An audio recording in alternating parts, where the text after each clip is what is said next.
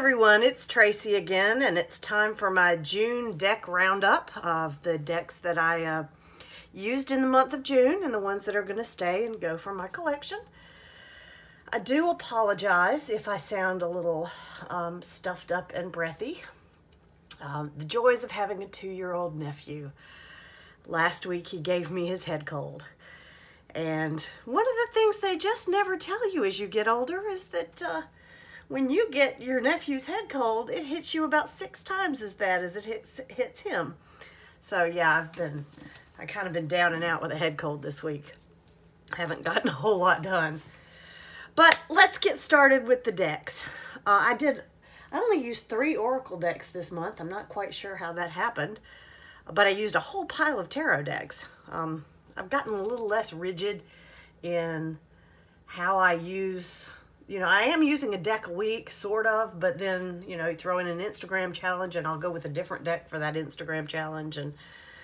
And for some reason I seem to have backed off on the Oracle decks. But let's start with the Golden Age of Hollywood Tarot. Now this box, it does not come in this box. This is a box that I got that postcards come in. It's the Art of Disney. It's a box full of postcards. But the deck fit in it because the deck is kind of large. I am a huge fan of classic movies. I have been watching classic movies since the 80s, when they all hit their 50th anniversary type thing. So I know most of the movies that are referenced in this deck, and I know them well. And this deck is absolutely gorgeous. It is created by, it's an indie deck. Oh, who created it? It's the same guy who created that Dickens Tarot. Here we go, Chris Leach. And I also got the book as well. And I love the look of the cards. The art on the cards is absolutely stunning. It's not just like a movie poster necessarily, although I think that one might be. Particularly with the majors. They are kind of an amalgamation of several things. I know I saw one here earlier, major. There we go, like the Hermit. The Hermit is supposed to represent experimental film, and it has lots of different images. It's collaged. But then some of them are a straight movie poster, like Cabin in the Sky. This looks pretty much like the movie poster from Cabin in the Sky. And as much as I love the artwork on this deck, I have several problems with this deck. First of all, there are no suits on the deck. There are suits associated with the cards, but you really, really have to get to know this deck very, very well to understand the suit system. So look, there's Judgment. That's the Academy Awards. And I will see if I can explain it. The book starts actually with a prologue and then with the minors.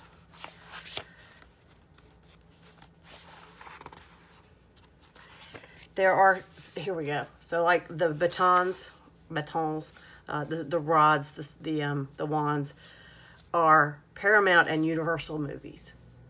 And only Paramount and Universal movies. So you would have to say, okay, this is a Warner Brothers movie. That's not a baton. It's a spade. They do tell you on the ace that it is the Ace of Spades. The coins are Metro Goldwyn Mayer. And they're usually paired up a big studio and a little studio. So, like the batons are Paramount and Universal. And there's a reason that they're Paramount and Universal, and it makes sense when you read the book, which I'm not going to read the whole book because that would take too long.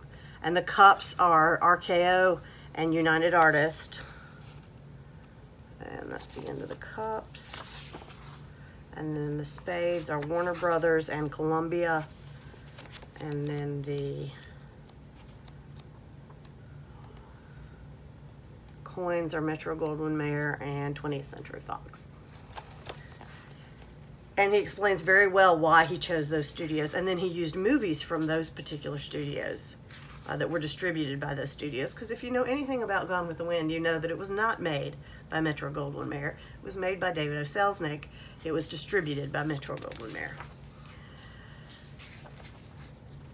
And then you have the majors, and this is actually just going to be easier to show you in the book. So you have like the Lassie and the Marx Brothers are the Fool.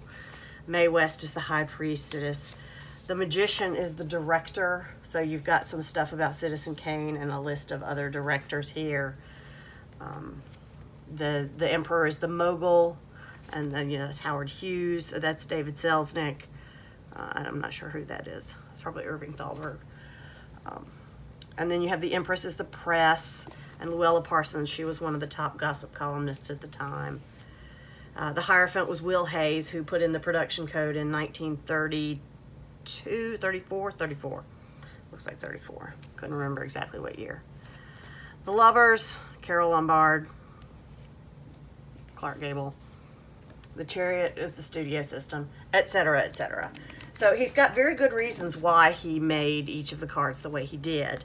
But when you're just pulling the cards, unless you can remember that, okay, Spencer Tracy, there we go again. The exception to the rule is the court cards. The court cards do tell you the suit. But the numbered cards, 1 through 10, don't tell you the suit. They just give you the studio. And the majors do give you the name of the card. So here we've got James Stewart as the Knight of Cups. Katharine Hepburn is the Queen of Coins. Citizen Kane is the 9 of, and I already don't remember. The 10 of this would be Spades because it's Warner Brothers. And that's Jimmy Cagney. So you can see how this could be a difficult deck to actually put into use. But that being said, I so love the artwork on this deck that I will absolutely not get rid of it. It combines two of my passions, old movies and tarot, and I will keep it. If anybody is interested in really reading about the studio system, that's what his whole tarot deck is about. It's the studio system that existed in Hollywood from the outbreak of the talkies in 1929 until 1949, I believe, when the studio system was broken up. The distribution monopolies were busted by the government.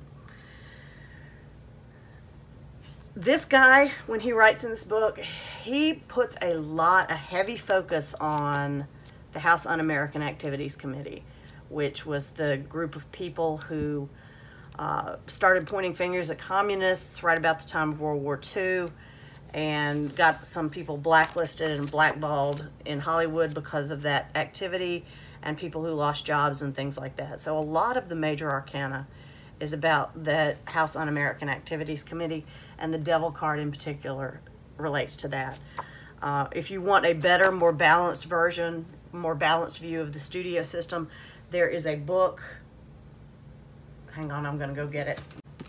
All right, this book. It's called Genius of the System, Hollywood Filmmaking in the Studio Era by Thomas Schatz. This is a fabulous book about the studio system and Hollywood in the days of the studio system. I read it. I don't know if it's still in print, I'm sorry to say, but I don't imagine it would be extraordinarily valuable. You could probably find a secondhand copy if you're really interested. It's a very good look at the Hollywood studio system. But anyway, I'm not going to show the whole deck. If anybody wants to see the whole deck, just let me know. I'll do a separate walkthrough. I'll put it in order and do all of that stuff. Okay, the next deck, another deck I worked with this month was the Lioness Oracle Tarot. This is an indie deck. I believe it's still easily available. Comes with a little white book. Who's it created by? Written and designed by, yeah, okay. I'm not going to try to butcher it. I'll mispronounce it, I'm sure. It's a beautiful, beautiful deck. The quality of the cardstock is fabulous. It's actually a little too stiff. I have some trouble shuffling it. It's collage, which I thought I didn't like until I started using collage decks, and now realize that I do actually like. It pretty much follows the Rider-Waite system, but the images don't look at all like the Rider-Waite images. I mean, that's the Seven of Cups. I think that's some sort of an automobile with its hood up that's been decorated. And here we have a, it's probably a camellia, and then a couple of porpoises and a bed and a flying carpet and a pyramid. And what does that mean in the book? Let's read that one in the book. I actually pulled this one. The Seven of Cups rules dreams, fantasies, and otherworldly expansion. This visionary space is land of the collective unconscious and creative imagination. A magical adventure of the psyche awaits. Meanings: altered states of consciousness, psychedelic experience, psychic waters, creative visualization, dream work, daydreams, sensuality, and channeling. So really not so much the same meaning as the Rider-Waite Seven of Cups. They are very much open to interpretation. I did have a bit of trouble reading with this deck. I found myself reaching for the book more than I like to, feel like I need to. At the same time, I am not ready to let go of this one. I just think it's not time for me to work with this deck yet, that it might just be something that makes more sense to me a little later on. So I'm going to keep it because I just find it, I don't know, very interesting. It's hard to describe. It just,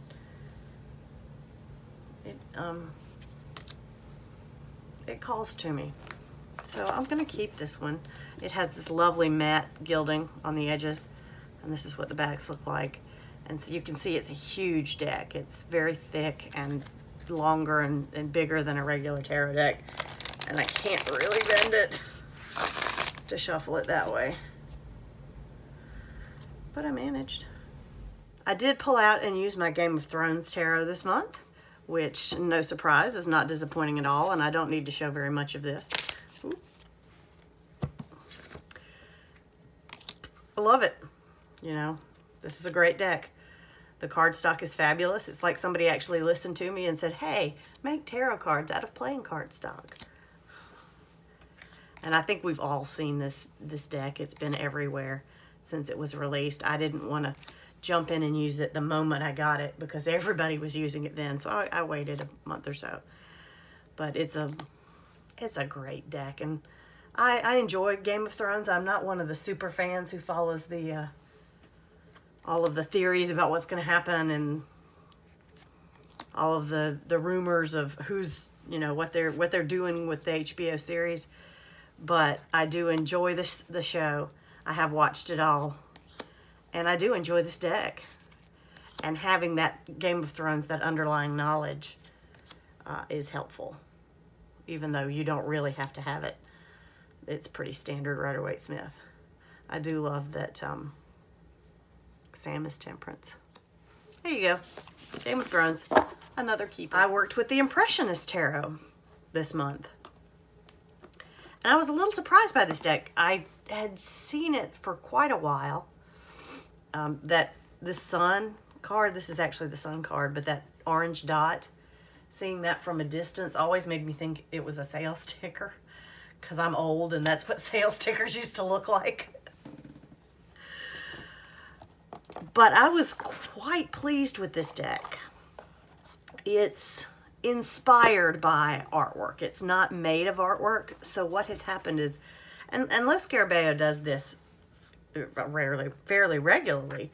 They have an artist who can paint in the style of a specific painter, and they have him or her recreate artwork to fit a tarot model. So it's not like you've taken pre-existing artwork and crammed it into a tarot deck. You have taken pre-existing artwork that inspires you or maybe reminds you of a specific tarot card, and then you've adjusted it and repainted it to fit the tarot model. And I don't have a problem with that. It's not like anybody's trying to pass it off as somebody else's artwork. It's definitely inspired by. It uses the new Lo Scarabeo system that I love, which just has a symbol at the bottom and a symbol or a number at the top. Excuse me, a symbol at the top and a symbol or a number at the bottom. So this is the Ace of Pentacles. Each of the, see, I mean, that's the Three of Swords. Van Gogh didn't paint that, but Van Gogh painted something like that. And they explain in the book very well what painting it came from, or what painting it was inspired by, who painted the painting it was inspired by, and how it fits into the tarot framework. It's not strictly Rider-Waite-Smith, but the images on the cards are very good at depicting the meaning that the artist and the author intended in the book. So when you look at this Six of Wands, you aren't getting the whole victory vibe that you normally get in a Rider-Waite Six of Wands. You're kind of getting a reluctance of these soldiers to come and fight with the guy on the horse. And that's exactly, you know, you see it and that's what it means. It's very straightforward. I liked it a lot. The only thing I didn't like is I wish it were a little bit bigger, and I wish the cardstock was just a little bit better. But that's definitely not a deal breaker in this case. I really rather like it. Let's have an example. Oh, that's gorgeous. And that one's not an artist that I'm as familiar with. So let's go with the Eight of Wands. Okay, Eight of Wands. There are no lines in nature, only areas of color one against another. Edouard Manet. Dozens of ships crowd into port, filling the harbor with a latticework of masts. Tall and stark, they look like the skeletal remains of a forest. They cast dark shadows and irregular reflections on the water. In the distance, the spires of an ancient cathedral mirror the effect, stretching toward heaven, grasping for something that's just out of reach. While ports are normally bustling night and day, this one is eerily quiet. Only one human form is visible, a dock worker on the pier surveying the picket boat that's anchored and still. The whole town seems to be waiting for contact from the outside world. That's the first impression. And then they give the inspiration, Edouard Manet, Port of Bordeaux, 1871. And it talks a little bit about Manet serving as an officer in the French Army from 1870 to 1871 during the Franco-Prussian War. Then there's the illumination, and it's Mercury and Sagittarius. Mercury, the messenger of the gods, regularly carried dispatches between the deities on Mount Olympus. As the god of salesmen and commerce, he channeled that same energy into global exchange. In the Eight of Wands, we see what happens when Mercury travels through Sagittarius, the sign of optimism and adventure. The courier is liberated from his daily routine and eagerly sets sail to see the world. And then we have an interpretation. Historically, the Eight of Wands was linked to long voyages and news from faraway places. Now it's associated with messages that travel through space at the speed of light and packages sent by overnight express. When the Eight of Wands card lands on your table, you can expect to hear from a distant friend or learn a business opportunity from far away. And then it has a few keywords. So the book is a little different from most of the tarot books that I'm used to, where it's got more information on the art and the artist and the time period, and a little bit less divinatory information. And the divinatory information is kind of future casty, which is not kind of where I go with tarot, but I can so get messages from this deck, and it's fabulous, so I am absolutely going to keep it. I'll look at a few more cards.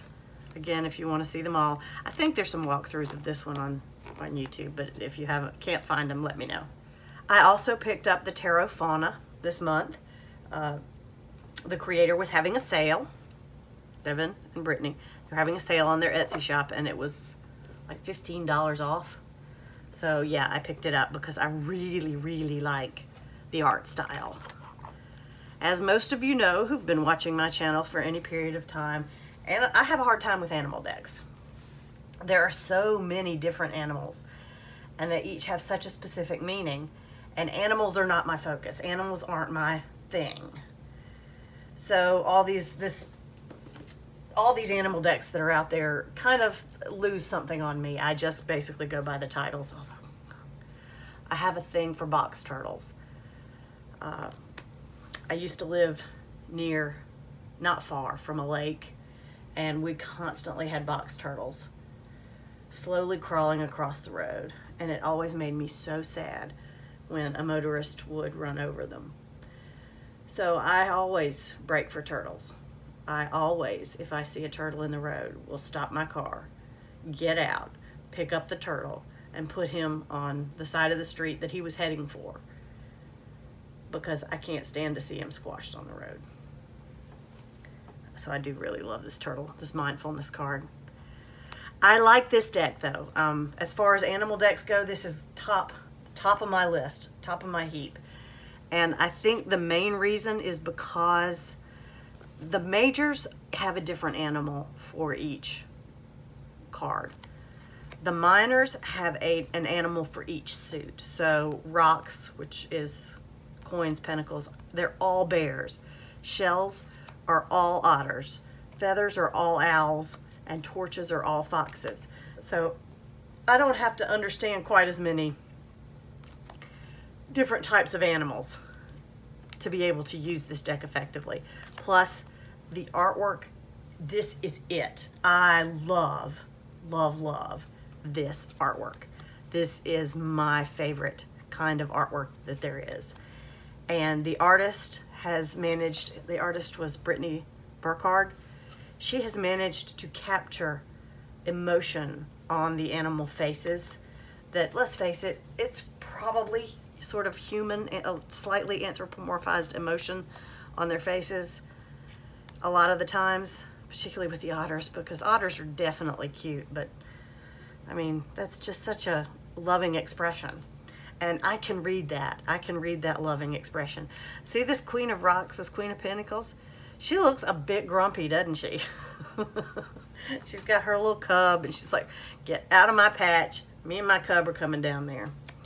Oh, this Page of Feathers, who actually looks inquisitive. He looks like, hey, what's going on? Hey, what can I learn?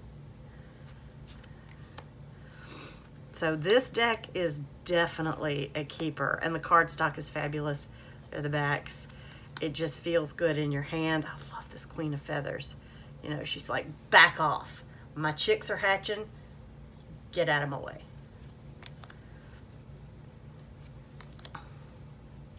So definitely keeping Terra Fauna. I used the Angel Tarot cards by, yes, Dorian Virtue this month. Picked these up on the recommendation of Katie Flowers.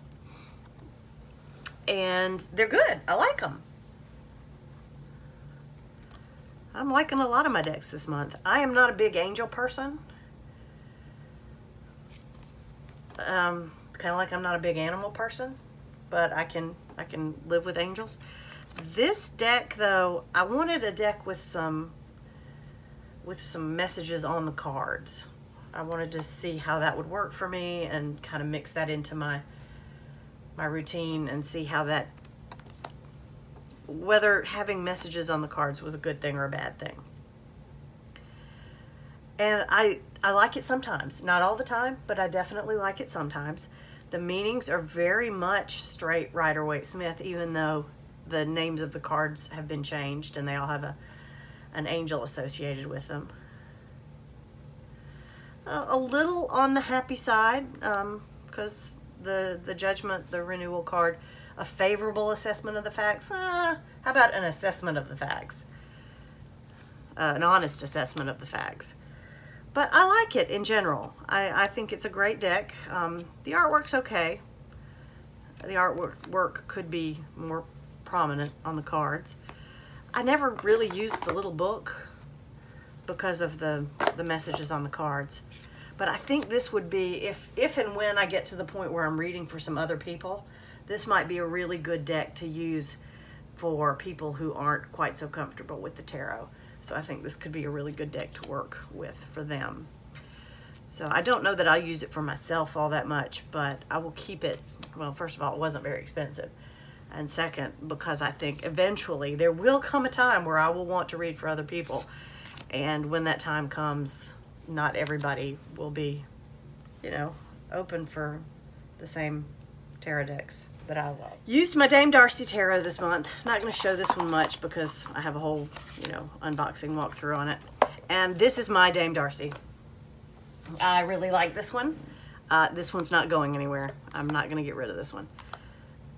The cardstock is fabulous. I love the gilding.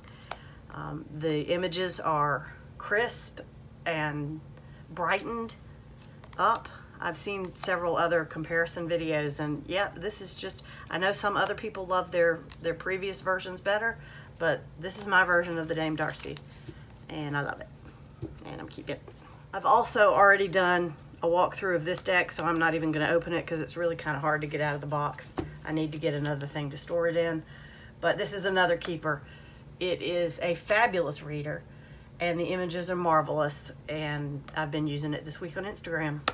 Keeping it. My last my last deck that I've been using this month, actually this week, is the Indigo Alchemist Tarot. It's an indie deck. You can get it on Etsy. The I had no idea this card would come up. The images are fabulous. I love to read with this deck. I love the images on this deck. I really love that Seven of Wands. The cardstock is horrible. It is really horrible. It is Tarot of Transformation horrible and has been cut badly, and it looks like it's already chipping, but that's the way it came. But just like the Tarot of Transformation, I don't care because I love this deck. Thank you, Veronica Jude. I saw it on her channel and I had to get it. I just had to get it. And I have not at all been disappointed with the messages that I've gotten and the readings that I've gotten. I'll show a few of these. I've been using this one for the Modern Mystic Challenge on Instagram, and I really love it. I've had the Strength card come up a couple of times, and the Strength card is magnificent. I had the Moon come up today. Look at that Six of Cups. Isn't that just fabulous? I really like the Temperance card because of that balance of dark and light, that bringing together of dark and light. Hierophant. Pulled that Nine of Wands the other day. I thought that was great. That just screamed defensiveness in not a particularly positive way. That Two of Wands. That marvelous Strength card. So yes, even though the cardstock is rather sucky. No, it's not rather sucky. This is probably some of the worst cardstock I've ever come across. I'm keeping this because I really, really, really like the art. And I like the messages that I get from it. And I'm going to have to find something else to put it in as well because this bag it came in, it's just a little too snug. And it's that, I don't know, fake velvet that just doesn't move very well. And because it's not exactly tarot size, it's a little wider, it has a hard time getting in there. So I'm going to have to find something else to put it in. And that's all of the tarot decks. I did only use 3 oracle decks this month. I used the Saints and Mystics reading cards, which jury's still out on this deck. I got it not because I thought it would be an oracle deck that I particularly liked. I got it for one card in particular.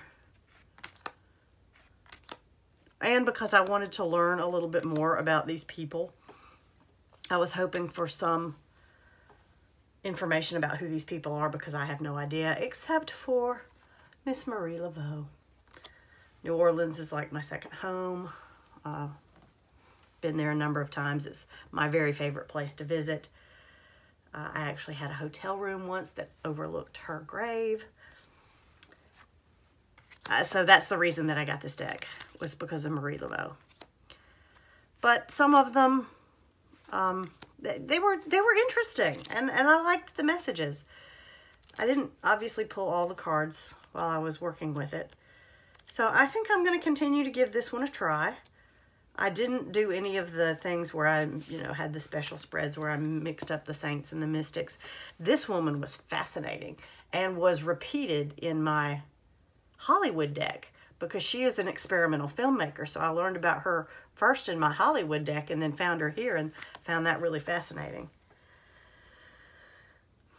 So yeah, this one, I'm the artwork, yeah, but at the same time, I want to still work with some of these people and understand more about what they did and what made them special. So I'm going to keep this one. I got the Oracle of the Shapeshifters this month, and one thing I would really like to know, if you have stuck it out this far and you know the answer, this is the American version, published by Simon & Schuster. Simon Pault's Beyond Worlds. This deck is very much aimed at teenagers. There was one card that I pulled that it was all about problems with your homework and having to babysit. And I was like, that just really doesn't apply to me anymore. And I'm wondering if the Blue Angel version is different and isn't so teenager focused. And should I go out and get the Blue Angel version? Because I really kind of did like some of the messages in here. Some of them were this one. That's the last one I pulled, A Beautiful Little Worm, Take Care of Yourself. It gave me a really good message about taking care of myself. But I can't remember which one it was that talked about taking care of your siblings and oh my God, you've got to babysit your little brother and you're not getting paid. See if I can find that. Here it is. Little brother, little sister, siblings, younger friends, responsibility.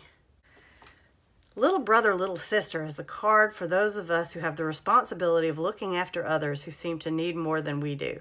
Having to take care of someone can be a chore, especially when it's expected of us and we're not paid for it. But it's important that we, as older ones, are called on to care for those who are more vulnerable and who have less sense and who need more care than we do. I was like, no, are you kidding me? And there was one that specifically talked about homework. I can't remember which one it was, but I would really love to know if the Blue Angel version was not so teen-oriented. I haven't decided what to do about this one. What I might do is take all of my Lucy Cavendish, Jasmine Beck, Griffith decks, pull out the cards that don't resonate with me for that very reason, because they are definitely aimed at teenagers, and make a single deck out of them for just the ones that resonate with me. But I'm not sure yet. We'll see. The last Oracle deck that I used this month was the Alice the Wonderland Oracle, which is the new one from Lucy Cavendish and Jasmine Beckett Griffith, which I went ahead and ordered from Book Depository so it would come from Australia as a Blue Angel, because I was afraid that it would go the same way as the Oracle of the Shapeshifters and be published by this Simon & Schuster imprint and would be all teenaged up, but then come to find out that US Games actually picked it up, so I kind of doubt that they're going to change it. Anyway, in America you can get it from Book Depository now, or you can wait for the US Games version to come out. I really like this one. I really like this one. The messages in this book are fabulous. They all very well relate to a passage from Alice in Wonderland, and have a great lesson to give you, and great divinatory messages and even reversed meanings. So this deck is absolutely a keeper. I really like it. Now, I am not a huge fan of Alice in Wonderland. I've never actually gotten all the way through the book, but this deck actually might make me go and read that book. I have it somewhere in my house. It's just, I like it a lot. But I really like this one. And I think a couple of people have walked through this already, because it has already come out in Australia. But again, if you want to see the whole thing, just let me know. So there you go. Those are the decks that I used this month. Thank you so much if you hung in this long and I lost all my light. Thanks everybody for watching and have a fabulous day.